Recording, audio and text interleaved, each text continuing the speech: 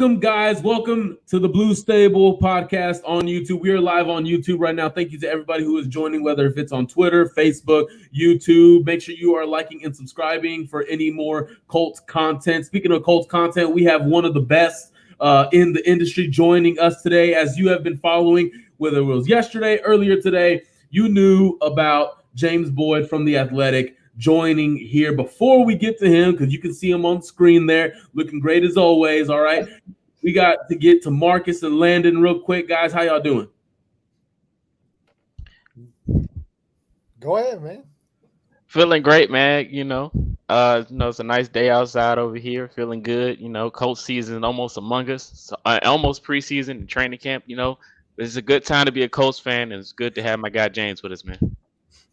Sir, yeah, he's right, man. 113 days exactly until the season starts. If you want to know my thoughts on it, I'm jonesing pretty hard right now for some football. But, OTAs start next week. Pretty excited to hopefully get some more training camp coverage or just, any coverage of Anthony Richardson. We're all wanting that right now. But everything's going good. Happy to be here. Thanks to James for joining us. Ready to get started. Speaking of James, man, first, I just have to say welcome to the Blue Stable. This is your debut, your first time, hopefully your first of many. But I don't know if you're gonna have time. You're making big moves all of a sudden, man. You're the man on campus now. How you feeling? I feel good. Obviously, it's really cool to see Zach Kiefer, my buddy, go on to become a national reporter at The Athletic, which subsequently moved me up the ladder. And now I'm the lead Colts reporter, along with Bob Kravitz, our columnist. So I'm excited about it. Going into year two, I feel like year one, with all the ups and downs, twists and turns, if you're going to learn from any season, that was the one to learn from. So I'm excited about what's next. And obviously, like you three and everyone else out there in Colts land, Anthony Richardson is here. So that alone excites me for the season. There you go. And once again, shout out to Zach Kiefer. He's covered the Colts for 9 years, done such a great job. He and Stephen Holder were such a good pairing. Then with him and you, James, that was such a good show. Zach's doing a great job. Thank you for all you've done for Colts fans, especially guys like us who kept us informed so much. Done such great work, great articles all the time. So thank you again. But let's go ahead and get started, guys. We got some things to talk about with the draft, with Anthony Richardson. The schedule came out last week. We're going to get into some record predictions with you, James. But before we do that, we got to talk about the new guy in town, right? The new man, the hype man here, Anthony Richardson, coming in from Florida, Gainesville, chomp. There you go. Your thoughts on Anthony Richardson and how you felt about him leading up to the draft? I think it's very exciting.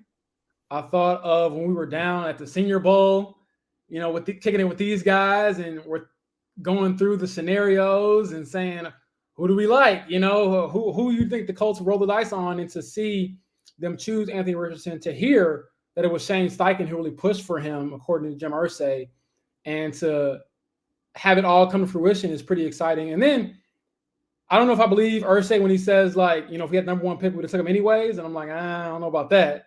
But I do think they feel really good about not having to give up any draft capital, stay where they were, got their guy, and someone who, if he hits his ceiling, could be really great for the franchise and one of the best players in the league. So I'm excited about that. Obviously, there was some awkwardness there when he walked in the room, and I had to tell him, hey, I was the guy who asked you about being labeled a project quarterback.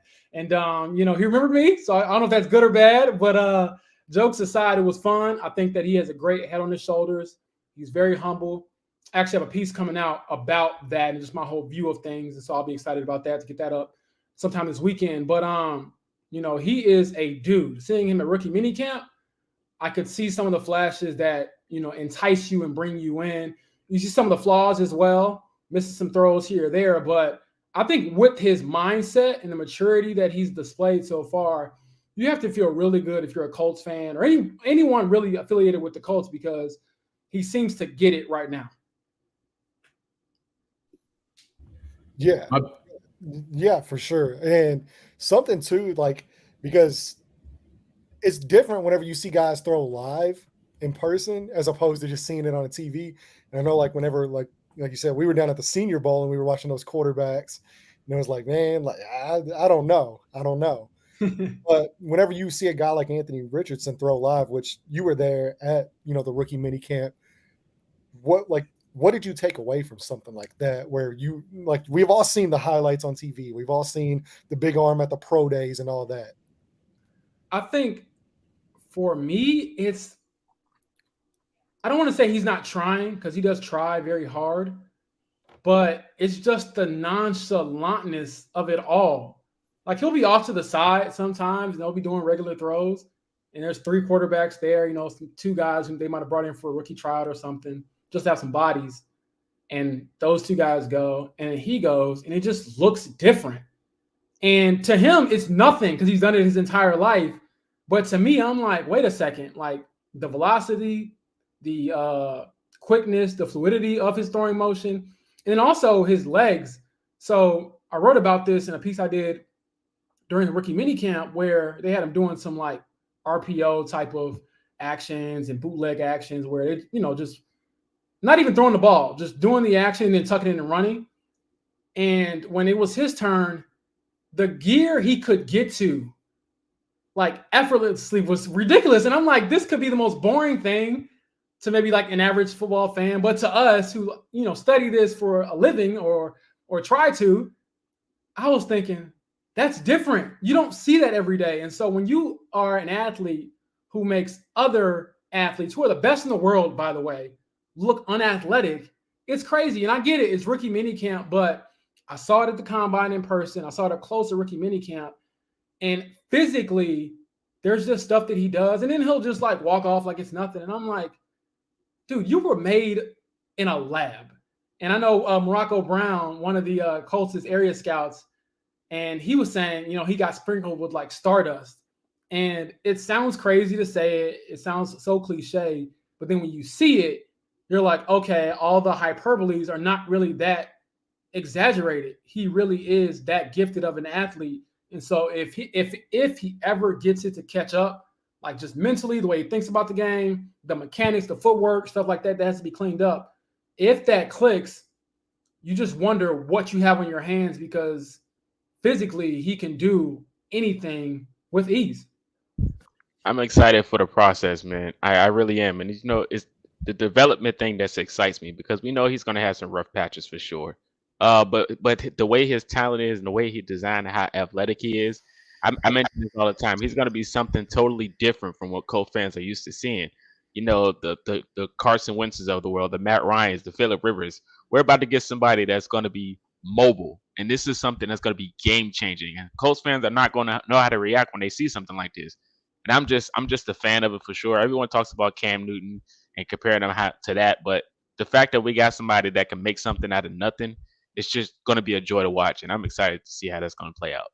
Yeah, so I actually asked Jim Bob Cooter about that, and I was like, hey, how much do legs matter when you are, scheming as a defense and then vice versa as an offense? And Shane Steichen alluded to it as well. It's like you always want someone who can make the play that you haven't drawn up. That just changes things immensely. I mean, you look at the top of the top guys, obviously Patrick Mahomes, some of those plays that he makes that we see on SportsCenter are not drawn up. It's just him improvising and being better than everyone else at football. And so when you have someone who can extend plays, who can, bail you out sometimes if your protection isn't great, and then also who can hand it off to a guy in the backfield who's still one of the best in the league, kind of forget about that. That, to me, gives you a lot of excitement and hope for your offense and for your future. And I tell everyone out there listening, look at what Shane Steichen did with Jalen Hurts his first season in 2021. I think that's the season that you should really look at and say, okay, he wasn't the best thrower then, maybe the best reader of offenses, and he certainly wasn't a top 5 quarterback like he is now. But he did enough for him to be successful, and they made the playoffs. Now, I'm not saying the Colts are going to make the playoffs. AR is going to come out and have this great, rookie season, but it gives you sort of like the blueprint of how to bring him along, make him feel comfortable, and obviously, hopefully, see him take that jump as he continues to get more experience. And this is what I want to ask you real quick, James, before we keep on going with AR, about Shane Steichen, okay? like with Frank Reich, he was heavily involved with the offense. He was calling plays, he was over the meetings and all that stuff in preparation. With Shane Steichen, he has guys who have dealt with this kind of quarterback before. Jim Bob Cooter, Cam Turner. It's really going to fall on those guys and how they develop him. Is Shane Steichen going to be the type of coach that, is just going to sit back and let his coaches do their thing, or is he going to have his hand in the cookie jar as well? Oh, the hand will be there. Absolutely. I think that is a good thing, though. I think that everyone's on the same page. But again, they brought him in because of what he's done with quarterbacks. He was the one who sat down in Jim Irsay's office when Jim Irsay asked him, hey, why are we even considering this guy? He hasn't played. His completion percentage is 53.8. It's not that great. Why do you think that he can be a franchise guy? And it was Shane Steichen who was saying, if you bring him to me, I can make him into a franchise quarterback. So I'm sure he's going to be heavily involved in his development. And I think one thing he alluded to, Ed Dodds, one of the lead, the assistant general manager for the Colts as well, he mentioned that when he asked AR about some of the issues with his throwing in college and sometimes just missing flat out throws, just ones where you're not getting pressured and you just miss. And he was saying it's because he's got so many people in his ear telling him, do this, do that, fix this, fix that. And so if they can just get one like unified voice behind this kid, I think that can go a long way because, everyone always has an idea or a twist or something to put on, their quarterback or their scheme. But if they can all get on the same page and make sure that what they're telling him isn't contradictory towards one another, then he'll be okay. And I think that what I really want to hammer home, and I'll dig into as the season goes on, we see some success, some failures, whatever, is how much Anthony Richardson learns the game, loves the game, and is a student of the game. Because I think that, again, when I brag, so to speak, about his athleticism, you can kind of discredit how much work it took to become a top 5 pick in the draft. Now I get it. A lot of it was built off of his physical traits, but so far you can't tell me that kid doesn't care or he doesn't study the game or that he's just going out there willy-nilly, and just being the best athlete. Like, no, he cares about being the best player. And obviously to do that, you got to have the athleticism and the smarts and things that come with that. And real quick, before we move on to the schedule here, I want to ask you because this is a question that's going to be talked about for the next few months, getting into training camp, even getting into the preseason. And I'll give my thoughts on this here in a little bit. Should Anthony Richardson start day one? No, okay, sit behind Gardner Minshew for a few games and then we'll start you or whatever. Me personally, you start him day one. Like, stop kicking the can more down the road than you already have. Start the kid. I know there's been talks, and I know Landon has even alluded to this. I think we talked about it last week about starting him too early. It can hurt him. Me personally, and I can be 100% wrong and out of touch on this. Me personally, I don't see how it can hurt him. Every rookie is going to struggle, and he might be the one that struggles the most out of Bryce Young and CJ Stroud, possibly Will Levis, right? He might struggle the most, but it doesn't mean that his career is over in year one. So if he's the leader that you talk about to the media, if he is dedicated, if he is willing to get better every year, then starting him too early should not be an issue. In my opinion, I'm just taking what Chris Ballard, Shane Steichen, what they tell us about leadership, his determination. That's how I look at it. What do you say? I think you make a great point, and I've said this over and over again, and I will say it again. If you can protect him, then play him. That would be my only thing is, like, if your offensive line, which they haven't really retooled. I know they got Blake Freeland in the draft, and he has some depth there, but I don't expect him to come in and be a starter. If he is, that's great for them because then he would really have to pop in camp. Right guard is still a big question mark for me. I'm like, what are you doing there? Are you going to get a veteran? Dalton Wisner hasn't been signed yet, to my knowledge, unless it changed like the last 6 hours or something like that. No, he's still out there. Right, he's still out there. But then I'm like, do you pay him? Because you already paid 3 guys already. You put a lot of money into the offensive line. Are you going to put more into it? And so for me, it just comes down to, can you protect him? And really, the offensive line doesn't have to be great or fantastic or one of the best in the league. It just has to be competent and average, so to speak. I mean, as long as you're not putting him out there and he's getting teed off on like every quarterback was last year. Now, granted, he'll be more mobile. But I also think that even if he's more mobile, if you put him back there and the offensive line is constantly leaky, then it's gonna deter his development because he's gonna his brain automatically is gonna be trained to run. Yeah, Even bad when habits. it's good. Exactly. And Landon, you study the film probably more than me. So I think that it just comes down to protecting him, making sure he doesn't get lit up. Yeah, like so like can't have another Matt Pryor, right? But Chris Ballard bet on these guys last season when we all were like, wait a second, they're young, they're inexperienced. And he was like, how do they get experience? They play. That's great, but you got to play well too if you're in that position. And so Bernhard Raimann's, taking a step forward, especially at the end of last year. I thought he played better. Yeah. I still think you should bring some competition in for him at that left tackle spot just to keep him going. Because I think that's what camp is for. You want to be able to push and really have a competition. I don't think they really had one last year. And so that's my biggest thing.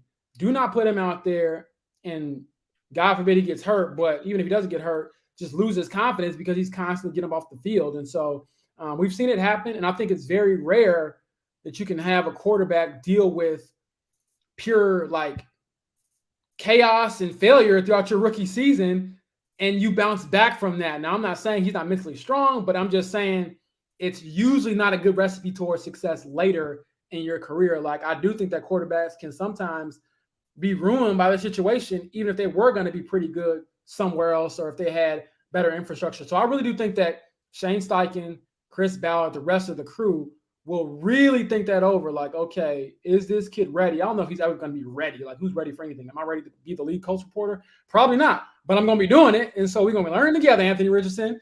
QB1, I'm writer 1. So there we go. But I do think that it's a big deal to make sure that he stays healthy, keep him upright. You do that, then you win. You deal with the picks, you deal with the missed throws, you deal with all those things because there's going to be some flashes of greatness there. And I think there's going to be some progress too.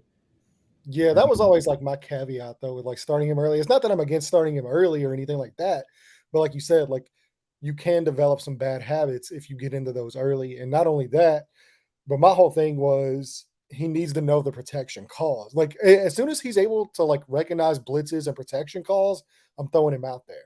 But if he's struggling with that in camp and you're not able to set protections correctly, you're still learning the playbook, you're still learning all that, then yeah, I'm probably going to bring him along a little bit more slowly than as opposed to, just saying well, I know you don't know this yet. I know you don't know this. Because there's some stuff that he's just naturally going to be able to get away with that other guys won't.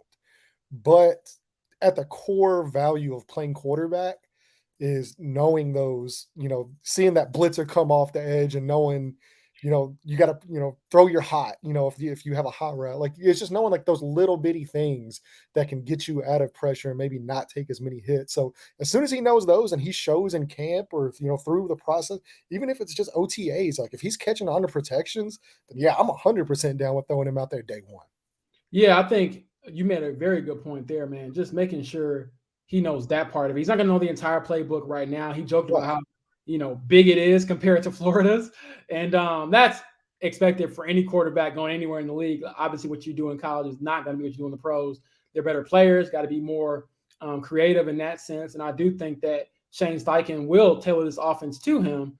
But my guess would be, if I had to say right now, it would be week 1, just because I do expect him to keep coming along, for them to find a way to shore up the offensive line.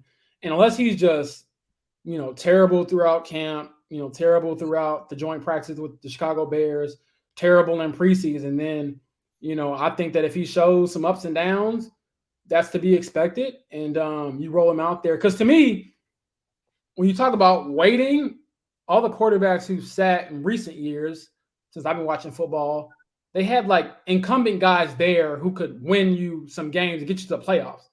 It wasn't like Aaron Rodgers sat behind, a terrible quarterback or someone who isn't good.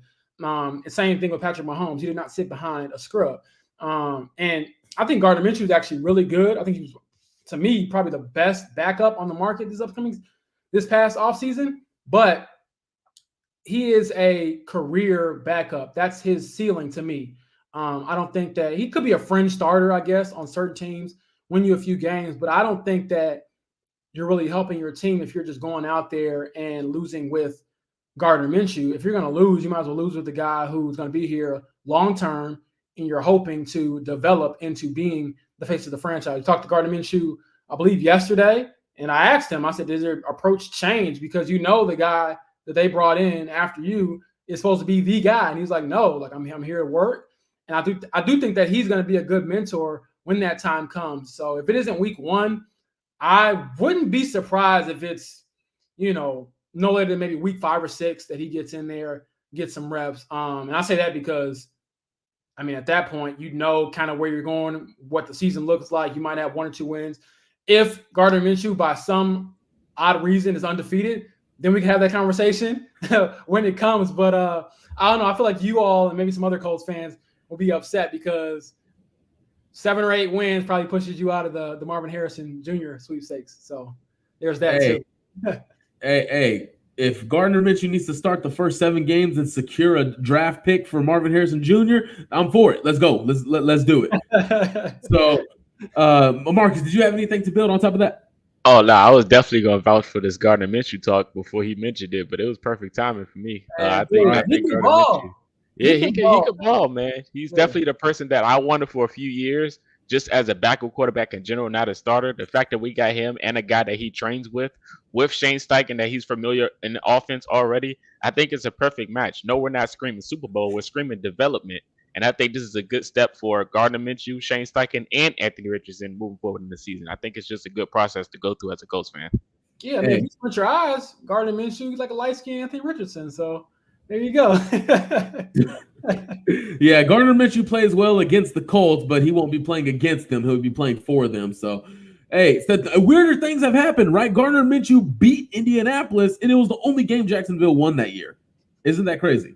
So, yeah, I mean, there's been some weird energy around the team in certain matchups, obviously being in Jacksonville on the road, the Gardner Minshew game, also with them not being able to beat Houston last year and still having that weird streak where they haven't won a season opener since 2013, but they also haven't lost everyone since then because of the tie last season. So even as a writer, you got to remember like the weird stuff. I'm like, part of me, I love Frank Reich. I thought he was a great human being, but now that he's gone, like I don't have to put the extra 1 on the record anymore. Like little stuff like that you have to remember is like, man, there's been some weird, just things that have happened for this franchise, none other than Andrew, Luck walking away from football. So if they hit on this, I think that they kind of feel like they've been vindicated from, a lot of things that have just not gone their way. We just had to bring up Andrew Luck, man. I'm sorry. Don't break the hearts, man. We don't do that. I mean, I've done it a couple times. So I don't think anybody's like really that hurt anymore. I mean, if anybody's hurt, it's probably the Commanders because of them doing what everyone in Indianapolis already knew was ridiculous. And reaching out look over my shoulder right here. I'm hurt. I'm still hurt. I mean, I get it, but I was like, "What? You did what?" And so, yeah. That team, that franchise, another podcast, another day. But yeah, we need to go through a sorrow show and just let our emotions out, get some alcohol and get some fatty food. Let's talk about our feelings. But you mentioned about, how their struggles in the early part of the season. That makes a good segue to get into the schedule here because their week 1 game is going to be at home against Jacksonville. I assume those tickets are going to be sold out pretty soon. I assume if they're not already, because obviously it's week 1. You're possibly going to see Anthony Richardson versus Trevor Lawrence, Shane Steichen versus Doug Peterson, 2 former Eagles coaches, and 2 who appeared in a Super Bowl. One of them won one. So I need to get your thoughts on this schedule because just like last year, it put the Colts a little bit in a bind. This year is kind of the same thing. 4 AFC South games in the first 6. So out of the gate, you got to do some winning if, of course, and Chris Ballard is going to come out in training camp, be politically correct. We want to compete. We want to win. That's our job. But you got to do it early and often. What are your thoughts about the NFL once again getting the Colts in AFC South hell early in the season? Yeah, I found that pretty unique. I think that obviously puts a lot of weight and pressure on you to come out as a new coach, as a new quarterback, and perform. But to me, the game that I look at the most for them to win is at Houston in week 2. Like, if you don't beat the Jaguars, I get it. They're a playoff team. They seem like they made a jump. They got Calvin Ridley over there now.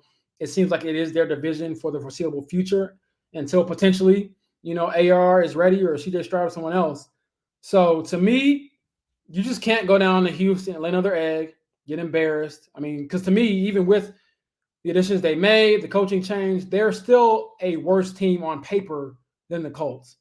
And so you got to go down there. You still got JT. You still got Buck Grove. You still got guys who are really good players.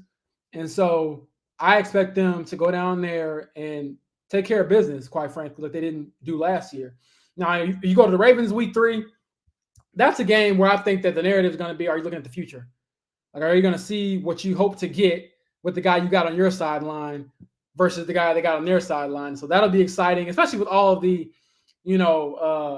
Lamar to Indy rumors that were happening over the summer. And really Indianapolis being the only team that came out and said they weren't fully against, considering this guy, which I respect so much because the other franchises, some of them were full of crap. I was like, there's a reason why you don't want to pursue him. It isn't money. It isn't, picks, or it isn't. Just say you don't want to. What is money? It's guaranteed money. Just say that instead of saying, we like our guys or something when you're the Commanders or the Falcons, when it's like the guy you have is nowhere near a franchise quarterback. So let's, pump the brakes a little bit. So to me, do those first 3 weeks. Texans week 2, circle that one. Got to get a win there, in my opinion. The Rams is kind of a toss-up. They're not a good team, but I think that Sean McVay is obviously Super Bowl winning coach. Aaron Donald's still over there, to my knowledge. He, usually tends to make his presence felt. And then that'll be a test for your offensive line. Is like, can you, keep that guy and others at bay? And so it is front-loaded, but to me, if you can get a win at Tennessee, at Houston week 2, maybe get a split against the Titans or the Rams and get 2 wins through your first 4 or 5 weeks, that's a decent start to me, considering so much change that you had in the offseason and where the other teams are at. Like, the Titans are on the decline. The Rams have, basically cashed in their future for a Super Bowl and sold their souls for it. Don't blame them, because winning is hard, and I guess you got to suck it up now when you're losing. But after that, I think it'll be, sort of just getting a barometer of where the team is at, who's progressing, what, teams are looking at as far as other positions on the team as well. So I know we're going to look at AR a lot if he's playing, but then also, what does your back line defense look like? The secondary, Juju, Branch, others, I'm sure we'll talk about. How do they look? Because there's going to be young in a lot of positions. And so, even Will Mallory, does he get a chance to, show some things? Jelani Woods going into his second season. I'm very excited about Jelani Woods. I know he's not like priority 1 right now, but I'm like, man, Jelani Woods with Shane Steichen, like that is very intriguing. And so things like that, if you're able to see some progress just individually as a group, and you're able to at least get 1 or 2 wins where you're not just bottoming out and getting embarrassed, hey, that's what you want to see as a Colts fan, as the franchise. Maybe not a bunch of wins, but at least some progress in the right direction. Yeah, like for me, it's not really like, whenever I look at how this season's going to go, like, and I think we all kind of knew the direction this team was heading in, especially too, like, now that I believe Nick Foles was, released and all that, I think they might have the youngest roster in the NFL. Like, it's like the average age is like 23, like 24 years old, which is just wild. So I mean, you're clearly like, you're in a new guard and all that, but it's not like about wins and losses like this year. Like, I mean, like, I know like that's a harder sell to guys like Buck, who's turning 30. Yeah. Like your vets that are still there and all that. But, and you never want to come out and just say like, hey, like, this year is just kind of whatever. Because every year, like, you are trying to win. That's the nature of it. Mm-hmm. But it's more about like, from a fan perspective and something like that, you're looking more for like, okay, are guys, is it week 14? Are these guys making the same mistakes they were making in week 4? Mm-hmm. And, you want answers to those questions. So regardless of what the win-loss record might look like, because people also don't really think about, just the everyday average fan, how hard it is to win football games in the NFL. I mean, we've seen it over multiple years now with the Colts. I mean, you miss an extra point. You miss a kick. I mean, like, and like just blowing one of those games where, say you got a kicker that misses a kick, that can keep you out of the playoffs. That's the difference between 9 wins and missing the playoffs and 10 wins and going to, being in the playoffs. So it's hard to win football games. So while you're going through this process, you just really want to look at more growth from those younger guys, like you mentioned. Yeah, and I think the biggest thing, as we all witnessed last year, is just continuity. Can you have the same guys out there, the same voices coaching you and things like that? Because there's so many changes that at one point, and I believe this really happened after the Jeff Saturday hire, and then when the losing streak started to kick in, it was like, how can you still stay together when the guys you started this with aren't here, when guys are getting hurt, when the quarterback keeps changing, the offensive line keeps changing. So if you can, obviously injuries and stuff will kind of pop up because it's football. Somebody gets hurt every week, unfortunately. But to your point, Landon, if you can have the continuity, see the progression, see the growth, I think that is huge. And then there's gonna be some weird game where they win when they're not supposed to, or something like that, and then vice versa. They might lose when they're supposed to win, or they blow a late lead or something. So that's one thing I do like about the NFL, is that there is still enough parity week to week.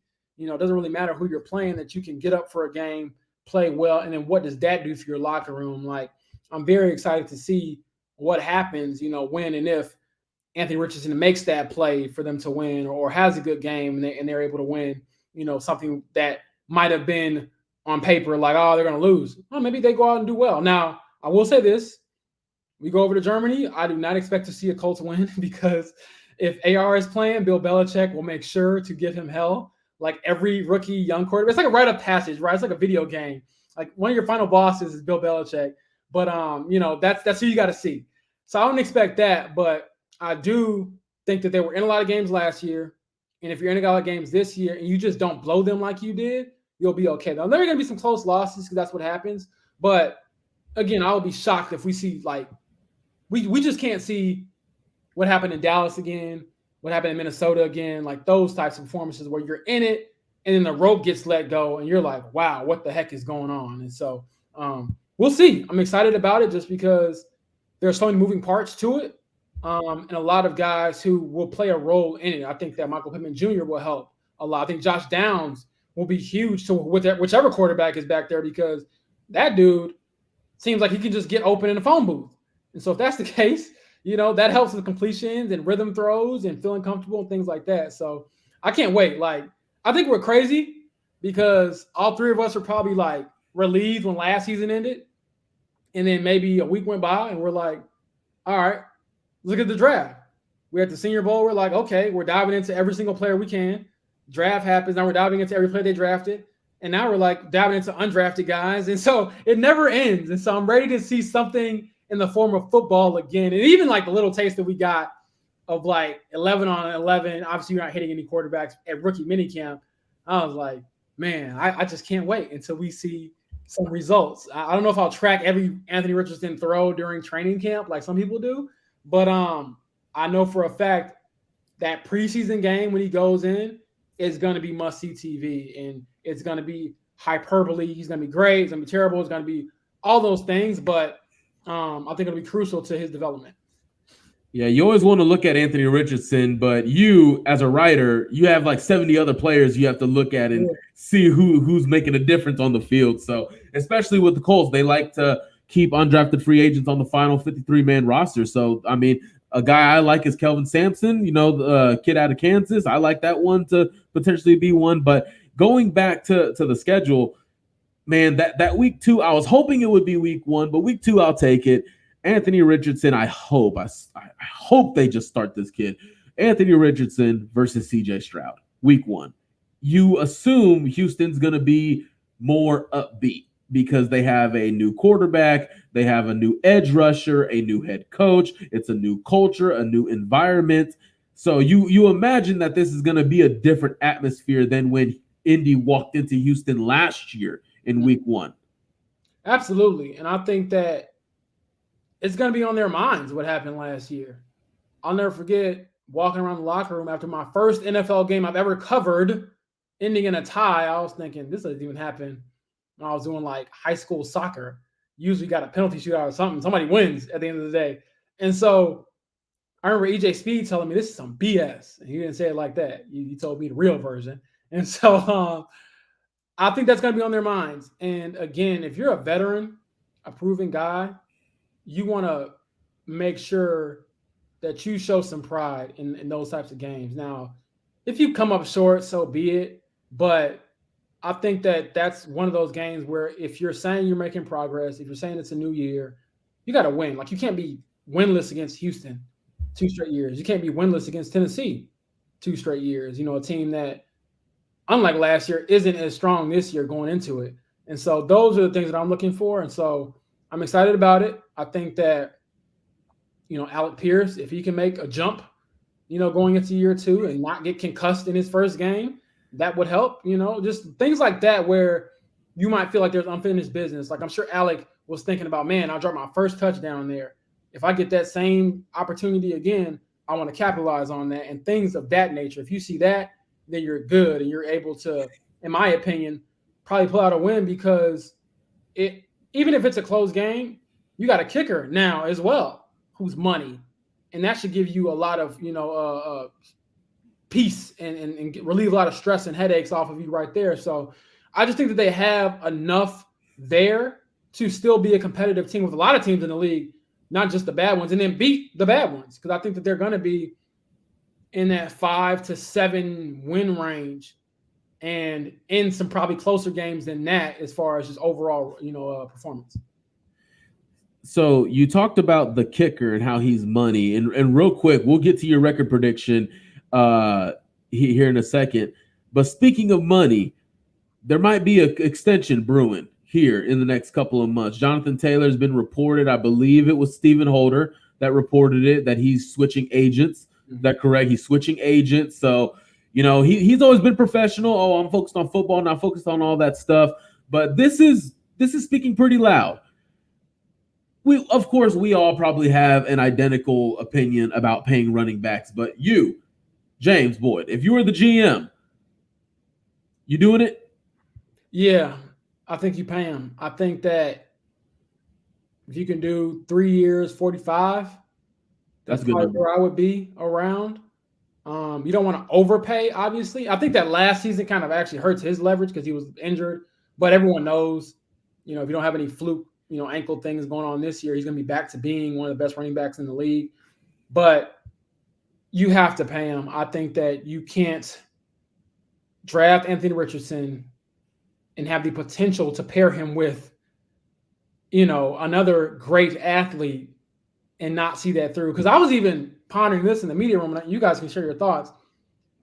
There's going to be some times throughout the season when they line up and you could say those two guys are the best athletes on the field.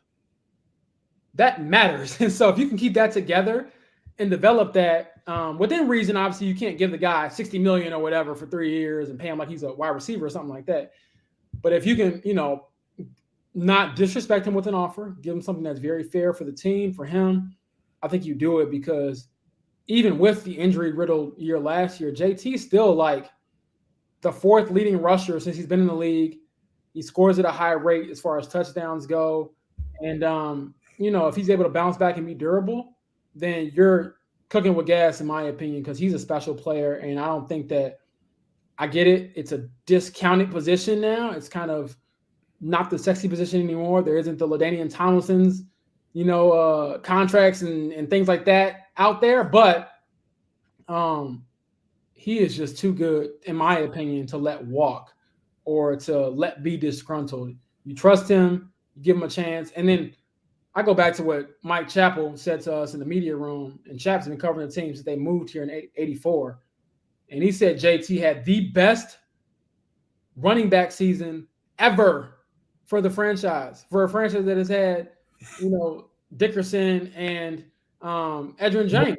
Marshall Faulk too. Yeah, exactly. And so if you're saying that, you got to keep them within reason. Don't, break the bank. But Chris Ballard, man, you got to go into the savings a little bit. Right. Landon, Marcus, what are y'all thoughts on a upcoming extension pending? Yeah. Well, one, like, this is where having a quarterback on a rookie deal, like, this is where you benefit from, is because you are able to pay impact players at, like, maybe positions that you don't normally pay whenever, your quarterback's making $40-50 million a year. But, that's not the case right now. So I think the more impactful people you can have around him that can help him kind of grow and make his life easier while you have him on a rookie deal, like, I mean, it's hard to let those guys walk out the door. And like James was saying, man, like there's going to be times whenever they line up in the backfield, and I would say like majority of the time they line up in the backfield. Even like those two dudes, man, like they're going to scare defenses to death because it's either like, okay, you load 8-9 guys in the box, or and even then, I mean, they still might get theirs. But then like Richardson is just he's such a special arm talent as well. Like you give Pittman or Alec Pierce or like Josh Downs or like Jelani Woods one-on-one with a safety or anything, or like AP can take you deep at any moment. Like it's just like a pick your poison type of thing. And like you really lose something that could make this team special if you do decide to let Jonathan Taylor walk away for nothing, or whatever that may be. Yeah, I see one of the comments brings up Pittman's extension, his discussions. I think he's a bit trickier because of the position, the value of the position. I do think you have to overpay for our receivers nowadays. And you've seen it go both ways, right? Where you might overpay for a guy and it's like, man, we kind of regret giving that money out. But then you see it with the Jaguars where maybe they overpaid for Christian Kirk, but you didn't because it was a reason why you're able to win some games and get to the playoffs and win a playoff game. And so I think he's a bit trickier. And I thought that it was interesting when, and I forget when exactly this happened, what we were asking about, him, and I believe it was right at the end of the season, asked Chris Ballard, hey, is he number one? And started going through the whole, what's the number one? And I'm like, he's not number one then. Because if you ask about certain guys, and even let's take Jamar Chase, let's take Devontae Adams, let's take Stephon Diggs, like out of the top guys, but there are certain guys you still would think, like Terry McLaurin, who's the number one.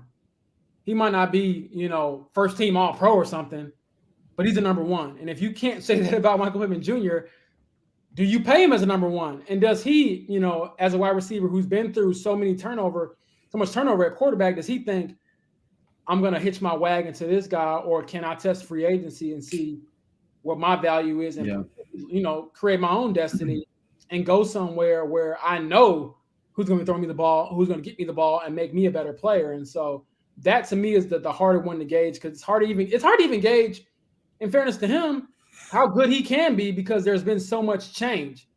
And so I'm excited to see what he looks like in this offense, the steps he's taking to get better. But I'm not so sure about him as I am with JT. I think JT's a no-brainer. I think that Pittman is too, but at the right price point. It's like if this guy says, hey, pay me, I want $23 million a year, I don't know if you give it to him. So those are the things where I'm like, I'm glad I'm not the GM, because and I guess to his point, Pittman mentioned I'll give it all to my agent, because you don't want to be in that type of situation where they're telling you your value and you feel like your value is higher than that. And so that to me was what made the Lamar Jackson thing so contentious. And finally they ended it. It's like, you're going there with no agent. They're telling you to your face, oh no, we're not paying you that. You're not worth that. That's things a little bit different than if your agent tells you, hey, here's our options, rather than just telling me, oh no, they shut that down. No, they can come back to kind of smooth it over a little bit. So we'll see how that plays out. But I think a lot of it has to do with how much he believes in Shane Steichen, Anthony Richardson, and just his ability to grow with those two. Marcus, your thoughts on the extensions? Oh yeah, I think all of these things is just just leak into the season for the Colts to be a storytelling season. It's not mostly about if we're going to make the playoffs and that. It's mostly on how these players are going to feel, comfortable going into next season. Can they stay with this team move forward? We mentioned Jonathan Taylor contract extension. I think he's going to get extended for sure. I think he's a guy you have to have on this offense. Michael Pittman Jr., this could be a big year for him because he knows what's at stake regarding his contract and the future for the Colts. Now that you have a quarterback, does that change his vision of what he want to do for himself personally? I think, we mentioned the dynamic duo of Anthony Richardson and Jonathan Taylor. It could be a lot of busted coverages moving forward that could explode Michael Pittman Jr.'s season and having a big year, him or Alec Pierce, or even Jelani Woods, like we mentioned. So I think all of these things play intact for all of these guys. I'm mostly looking forward to, the development. I'm not screaming the division. I'm not screaming playoffs. I just want to see how these guys are going to play. I'm kind of numb at the moment. I'm expecting a slow start, but a good finish, and that's how I want to see it. But I'm mostly looking for guys like Jonathan Taylor. How can he recover from his injuries? Michael Pittman Jr. bounced back from last season. Alec Pierce, like you mentioned, James. I'm looking forward to seeing Shaquille Leonard, how he's going to recover from his injuries. Is he going to be 100%? So that's what I'm looking for this year. But I do think Taylor gets extended, and I hopefully Michael Pittman Jr. can have a good year for sure. I think there's 4 games. There's 4 games that Jim Irsay is yelling about. I'm 100%. That's win the season opener. He's gonna say that every year, and he should as an owner. Like, you never want to start the year on a bad note. Season opener. Whenever they go to Jacksonville, because there's boogeyman, down there, and then also just Tennessee, because I feel like it really irks him when they lose to Tennessee. Because honestly, Tennessee doesn't dominate; they just bully them every single time, and so you want to go out there this season and not get bullied into submission by a team that, to me, is not that good going into this year. So if that happens again, I guarantee you that Mr. Irsay will not be very happy about that. Hey, I'm gonna agree with all you guys. I mean, Jonathan Taylor, yes, extend him. I appreciate what he does. I wouldn't overpay, like James said. I'm just adding this in here: the lack of third down production versus an Alvin Kamara who can give you 90 receiving yards a game. That's why I want to keep the number a little bit low. Just stay a downhill runner. Go put somebody on their ass and run past everybody and go get you 120 yards a game. Like, go do that stuff. When it comes to Michael Pittman Jr., yeah, I think he's going to get extended. He's got a really good agent, man. He's got a really good agent, part of a really good agency. So with him, if I'm Michael Pittman Jr., I'm also telling my agent, hey, I need an extra $5 million for the pain, suffering, and frustration of the last 2 years, because this is unfair. Like, this is completely unfair. I don't think it would be fair for Chris Ballard to go to his agent and say, well, I just don't know. Well, you don't know because of your inability to get your crap figured out the last 3 years. I mean, Phillip Rivers was one thing. You could understand that rookie year, but then Carson Wentz failed. You didn't go with your gut and didn't go get Justin Fields, start completely over fresh.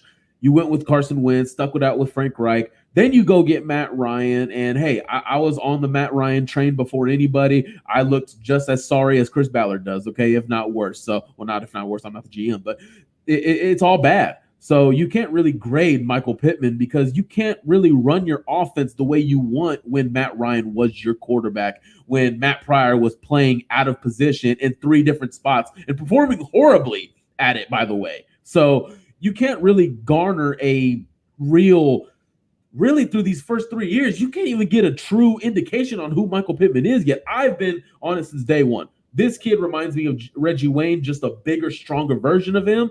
And what do you know? His coach is Reggie Wayne. So, like, just the route running, the hands. He grew up in this league. His dad is a former player. He grew up in this league. He knows how to handle himself, how to carry himself, all business. He's not like other guys who are on TikTok and YouTube all the time. When it's football, it's down to business. It's time to get to work. On the off season, all right, let's go on Michael and Kiana's YouTube channel and let's start doing fun stuff, right? So I'm with it. Now that all of that is covered, okay? James, before we get you out of here, man, record predictions for this one. I know, I went with, what did I go with? 6-11, 7-10 last year. I'm not touching 8 wins. Landon, you went with how much last week? 7. Marcus? 7. Okay. James, can you get us to 5? I said 5-12 when I did my prediction for the Athletic. I think that they're probably going to finish 3rd in the division. I don't trust them against the Titans. It's just hard for me to do so. I got, it's like, when you learn to do something for the first time, it's like, I got to see it happen, man. I got to see this happen for the first time. And if that is the case, then obviously I think that their wins would jump a little bit because you're able to knock off the Titans. That's 1 win. If you split Houston, I think you should really be twice. But if you split that, that's another win right there. And I think that, there's going to be some opportunities later on in the season where you can pick up some wins against teams that, quite frankly, weren't that good last year and you can maybe sneak up on. And then there's going to be that weird game where, like last year, you play the Super Bowl champ and beat them, and then you beat Super Bowl runner, or not beat Super Bowl runner-up, but you play them really tight. So 5 wins is where I'm at. I don't expect a winning record at all. I don't think they're going to go 9-8. 7 would be cool. And I think that for me, I just don't want to walk into any locker rooms where it ended like as bad as possible. Like the Jacksonville locker room afterwards was rough at Jacksonville. I was like, wow, this went scoreless. Like when you can say you scored as many points as me and I don't play, that's pretty crazy. Like that's a rough locker room to be in. Yep. Same thing with he's cracking up. I was serious, man. Like that was rough. And then like at Minnesota, like because even last year you win a couple of those games, those tight games. You hit a field goal, at Houston, you close it out at Minnesota, and you got 7 wins. And so, I just expect that the defense really is not going to be as good as it was last year. Mm-hmm. You did get rid of Gilmore, who won you 3 out of the 4 games. You did get, you did win. He's the sole reason we didn't get Bryce Young. He's the sole reason we didn't have the number 1 pick. Well, that too, but I mean, you got to give some love to Lovie Smith, right? I guess he figured it out at the end, and yeah. Finger to his organization. Give some love to Rodney Thomas for mistiming the interception jump. Yeah, and real thing, I want to touch on this too. I'm glad you brought that up. One thing that we joke about it on here, but one thing that I really appreciate about what I do is you see the level of care, and it wasn't the same when I was in the NBA. Because there's 82 games, and so if you lose 3 or 4 in a row, it's like, okay, we'll get back on track. We'll figure it out. You're never really too low after a loss. But he was crushed after that. And I get it, big picture-wise, Colts fans are rejoicing. Yeah. But it lets you know how much these guys really do care about what they put out there and how they go about their business. And so I think that experience is actually going to make him better going into the season. Because I talked to him, caught up with him at an event that Kenny Moore had for foster kids at the Children's Museum here in Indy. And didn't talk about that play, obviously, but I was like, hey, how's your offseason going? Things like that. He's excited. He's expecting a big year. Obviously, he's on paper on the depth chart, the starter at safety. And so I'm excited for him, excited for all the guys. But I do expect the defense to take a step back, not be as good as they were last year. But, again, if you just have some continuity, make a few field goals, I could see 5 wins. Less than that, then I'm questioning, like, okay, what's going on? Now, if it's some close losses or whatever, it's like, not too big of a deal. But if you're just going out there and getting embarrassed, then I'm going to have serious questions about what the heck we're doing because as a reporter of the team, I'll be there to document all of it, and as much as I don't harp on the negative, you do have to own some of that if it doesn't go well. So we'll see. But Shane Steichen strikes me as someone who, if they lose games, when they lose games, it won't be because they're not prepared or they're just incompetent or they do something ridiculously dumb and blow a game. It'll just because they're overmatched or something like that. So, and I'm interested to see as well if he stays in the role of being the play caller, because we haven't really seen that continue in today's league. Usually, when the offensive guys, those gurus, become head coaches, they relinquish those roles. He's set on being the play caller. So I'm curious to see if he sticks with that throughout the entirety of the season, or does he get to a point where he's like, okay, I can't do all these things, because as much as we talk about it being new for AR, it's new for him as well. I hope he just passes it down to Jim Bob Cooter. I really do. Just be the CEO, sit back. You hired these guys for a reason. Let them do their job. And if they don't, hey, you got evaluations at the end of the year. One thing that I'm going to be really looking closely, I know everybody wants to look at AR.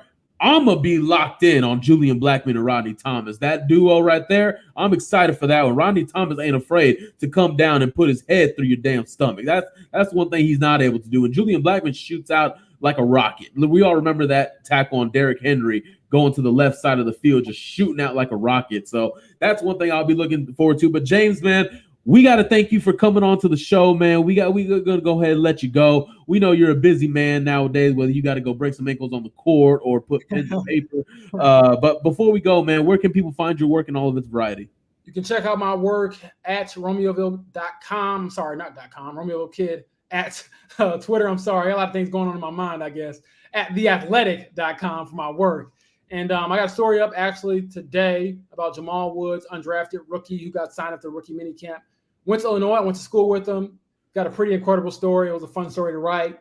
Something that kind of under the radar. I got some other stuff up my sleeve that I'm excited about. Like I said, I'll have a story on AR, his approach, what I'm seeing from him so far. Something different. I think it's got a little more flavor than the typical, just is he boom or bust type of thing. I think it's more of a human type of thing, and that's what I'm kind of hitting at as well. So I'm excited about it. And then obviously we didn't touch on it too much in this podcast, but I mean Josh Downs, Adi Tamawa, Adibare, Darius Rush. There's a lot of exciting things to be geared up about with this team, this franchise, and I think that there's going to be a lot of opportunities to look at this entire season from so many different angles, from coaching staff to ownership to general manager. What does it look like for Chris Ballard through his eyes and things like that? So thanks for having me on. I'm gonna keep grinding. No hooping.